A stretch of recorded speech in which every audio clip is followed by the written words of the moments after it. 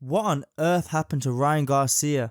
We're talking about two different fighters, two different personalities, but the same person. We're talking about Ryan Garcia, a boxer who's become just as famous for his behavior outside of the ring as well as his performance inside of the ring. But since his huge upset loss to Rolly Romero, we've heard little to nothing from Ryan, which is completely unusual from him. No social media rants, no comeback announcements, just silence. So it begs the question, what now for Ryan Garcia? Well, first of all, let's rewind back to earlier on last year. In the lead up to his fight with Devin Haney, Ryan Garcia was pretty much unhinged. He was tweeting about aliens, making wild claims, showing up late to press conferences, and acting so erratically that many people genuinely questioned his mental well-being. The boxing world was taken back by some of his antics, and the big question was this all a promotional tactic to sell his fight, or was Ryan Garcia genuinely having a mental health crisis? The WBC even required him to undergo a mental health evaluation before he was cleared to fight. Not to mention, on the scales he missed weight by 3 pounds, so all of this behavior was just super weird, and everyone had thought Ryan had completely lost it, including myself.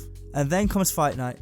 Ryan Garcia completely dominated the undefeated Devin Haney, knocking him down 3 times, and we just saw a complete shock performance. I mean, it's fair to say Ryan shocked the world and pulled off one of the biggest upsets in boxing history. And this win shot himself back up to stardom, especially after that loss to Gervonta Davis. Ryan Garcia was back in the spotlight. And after the fight, Ryan claimed that this was all a publicity stunt to sell the fight. However, we don't know how reliable that one is, considering he continued with some of these antics after the fight had finished. And in my opinion, it's clear that he was struggling with something, considering his face looked completely different. And his own family had come out and said that he was struggling with an alcohol addiction. Well, fast forward a couple months, a fight was later announced with Ryan Garcia and Rolly Romero being on the same card on Times Square as Devin Haney versus Jose Ramirez. Now, this fight was set up by the Saudis, with Devin Haney and Ryan Garcia on the same card, with the expectation that both fighters would win and make a huge rematch. It's almost as if the promotion was literally just disregarding their opponents and assuming that Ryan Garcia and Devin Haney would beat them with ease. Literally, they made a whole trailer based on Ryan Garcia and Devin Haney having a rematch. And in the build up to this fight, we saw a completely different Ryan Garcia. Gone was the wild, unpredictable energy. No more alien theories or crazy social media posts. This Ryan Garcia was different. He was calm, collected, almost normal. He spoke about being in a better headspace, and he was now focused on boxing completely. Many fans and experts and other boxers had kind of praised this new Ryan Garcia, saying that finally he's starting to take things seriously, and it was looking positive. But to me, it almost seemed like something wasn't right. It's like Ryan wasn't his usual energetic self, and he kind of seemed low in my opinion.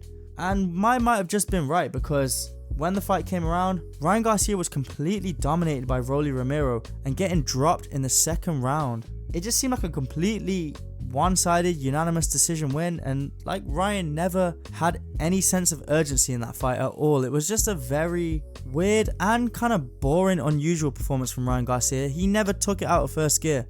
And this fight was only, 3 months ago, but it was a huge upset loss because Ryan Garcia had literally spent all this time shooting himself back up to stardom just to lose to Rolly Romero. Now, that's not to disregard anything that Rolly Romero did, because he fought a great fight, stuck to a game plan, and boxed very well in that fight. But since that fight, we've heard little to nothing from Ryan Garcia. Not to mention, we also saw Ryan Garcia crying in a van outside the venue at Times Square after his loss, and since that night we've heard practically nothing from him. No Instagram posts explaining what went wrong, no immediate calls for a rematch, no typical Ryan Garcia stuff.